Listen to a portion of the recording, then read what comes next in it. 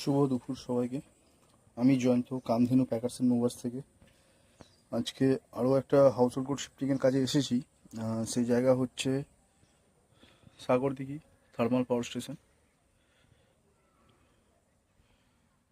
আজকে মালপত্র আপাতত এই কিছুটা বেরিয়েছে,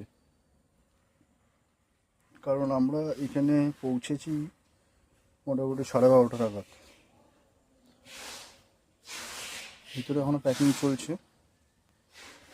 আজ এই গাড়ি আপনারা অন্যান্য ভিডিওতেও দেখেছেন।